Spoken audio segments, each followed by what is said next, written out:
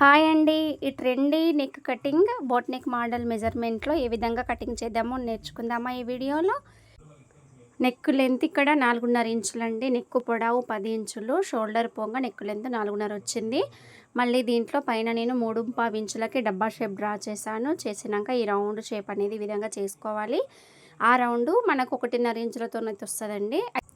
అయితే చూడండి, ఇక్కడ 4.5 ఇంచులకైతే మనకు వచ్చింది కదా. దాంట్లో మనం ఇప్పుడు 1.5 ఇంచులు తగ్గించి 3 ఇంచులకైతే నేను స్కేల్తో లైన్ డ్రా చేసుకున్నాను. ఆ 3 ఇంచులని ఒక 1 ఇంచ్ కిందికి లాగా మార్కింగ్ పెట్టుకొని కర్వ్ షేప్ ఇవ్వాలండి. ఈ విధంగా కర్వ్ షేప్ ఇచ్చి ఈ లైన్ బయట నుండి కింద కొద్దిగంత కర్వ్ బయట నుంచి తీసుకోవాలి. షేప్ అనేది పర్ఫెక్ట్గా మనకి నెక్ డిజైన్ మనం ఏ విధంగా అయితే ఈ పిక్లో చూస్తున్నామో అదే మోడల్ వచ్చేస్తుందండి.